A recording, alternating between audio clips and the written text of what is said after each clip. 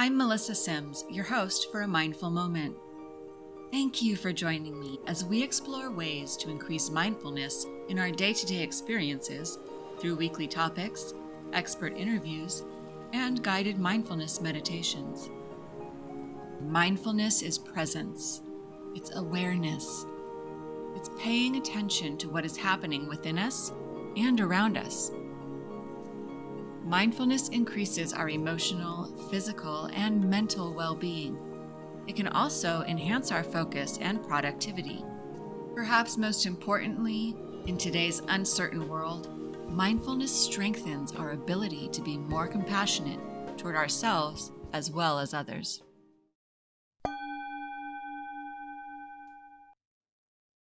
I know we all learned at some point that words matter. Your words definitely have power. From the word itself to the way it's used in a sentence or said out loud can have enormous consequences. So why don't we choose our words more mindfully? It's not that easy. When I first started practicing mindfulness, my life kind of turned more stressful, to be honest. I went from being kind of mindless about things to now thinking about every single thing I was doing. Before, I could just go through my day and not think too much about what I was doing, who I was affecting, or how my actions were impacting my own health. Wait, I thought mindfulness was supposed to bring me peace, right? Once I began to understand that I wasn't operating in the present moment, it began to feel burdensome to flex that mindfulness muscle. Like, ugh, can't I just not think about it? But no. Once you understand the concept of mindfulness, it isn't really a switch you can turn off. For example, I am an excellent driver. Well, maybe not according to my husband. I have only recently been in one fender bender, and it was quite minor. No tickets, nothing. Now, that sounds like a pretty good driver, right? Especially considering I grew up in LA, driving on the 101 or 405 daily. Well, I also used to talk to myself while driving, calling this guy a moron, yelling at this woman to use her blinker, and asking the person in front of me if they wanted an engraved invitation to go. Not very mindful. I never really thought twice about how I behaved in my car. I was alone, so who cared? Typically, I would arrive to my destination and sigh a big, dramatic, ugh, traffic was terrible, or you wouldn't believe how many idiots were on the road. Acting this way was not helping my internal state. I was adding to my own stress by talking about the stress so dramatically. So, why am I using this as an example? Because now I may still have those thoughts or feelings of irritation come up, and my habitual reactions are still there, but I catch myself now. I may start to say something, but then stop and tell myself I am not being mindful. How do I know why the person is driving so slow? Maybe her blinker is broken. Why do I really care? Is their behavior really going to affect me that much? Probably not. So instead of working myself up, I let it go. It just isn't worth it. Now, notice how I said working myself up instead of them getting me worked up. That's because they aren't getting me worked up. I am. They have zero control over whether I get worked up or not. That is my choice, not theirs. When I was first married, I'm sure like most couples, we had arguments over the smallest things. Arguments that would turn into something absolutely mind-blowingly out of proportion to the issue that started the whole fiasco in the first place. Sound familiar? I attributed it to my husband being so much older than me and our age gap causing issues. Or I would blame it all on him. He's so misunderstanding, blah, blah, blah. We would fight over things like the dishes, the laundry, changing diapers, the list goes on. I can tell you without a doubt that I was to blame for the arguments. Little secret here, so was he. As time went by, the arguments were less frequent, but they were definitely big ones. Now, I am not here to tell you that I am a smarter person than my husband or that I am better than him. Not at all. I just have a different perspective and approach now than he does when it comes to communication. The main reason for this is being mindful of my words. If I am able to mitigate and minimize an argument, even at the cost of being wrong, then I'm going to do it because peace of mind, for me at least, is so much more important than being right. And I no longer hold on to the need to prove myself. I learned after 20 years of being together that certain words trigger him, just as they do me.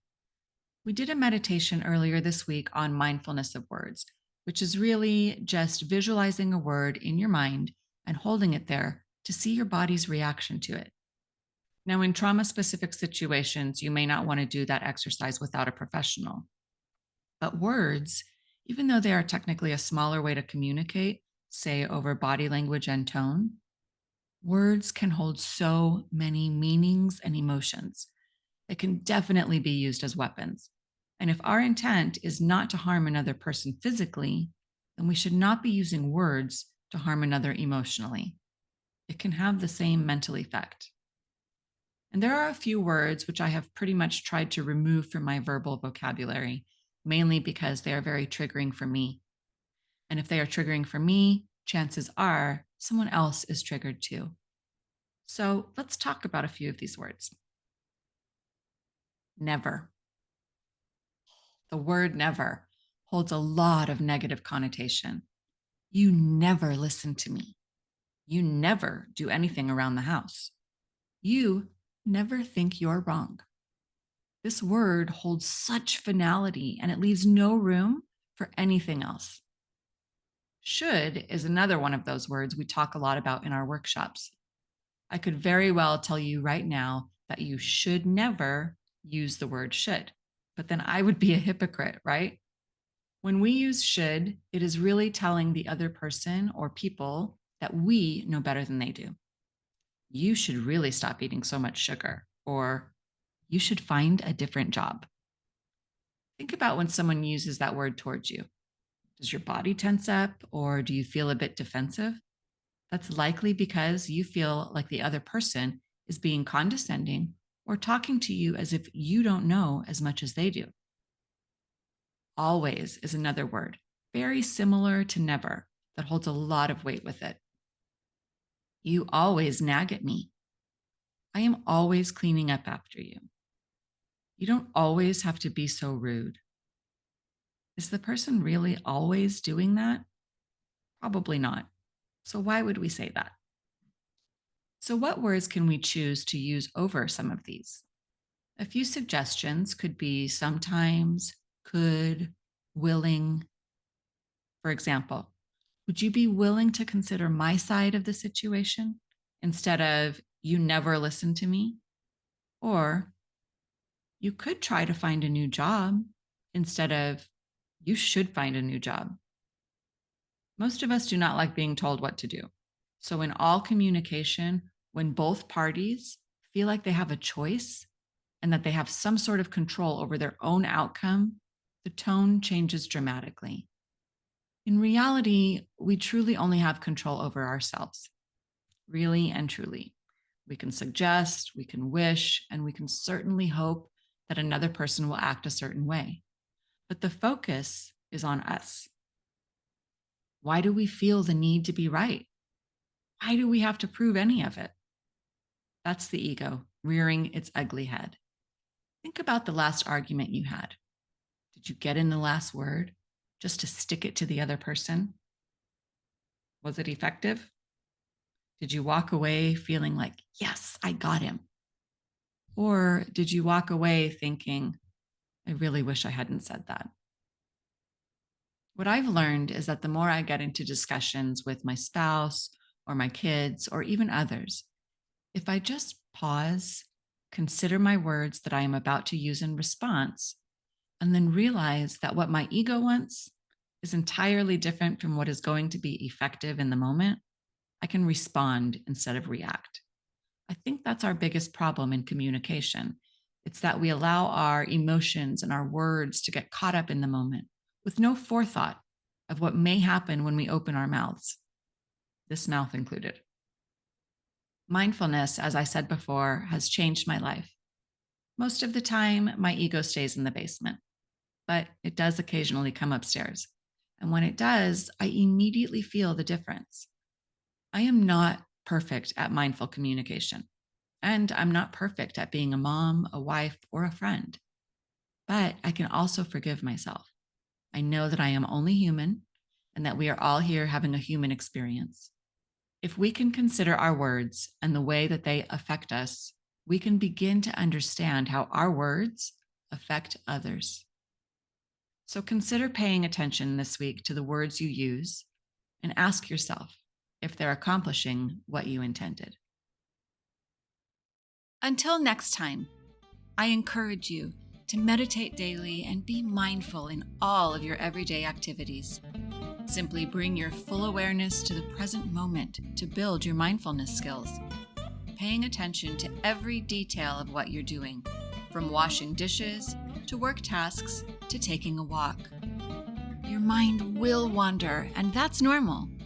Each time you notice it has wandered, that's mindfulness. Consider how wonderful the world could be if everyone was mindful. You can help make that happen. It all starts with a mindful moment.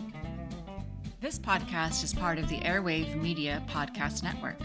Visit airwavemedia.com to listen and subscribe to other great shows like the Daily Meditation Podcast, Everything Everywhere, and Movie Therapy. We deeply appreciate your support at patreon.com/amindfulmoment.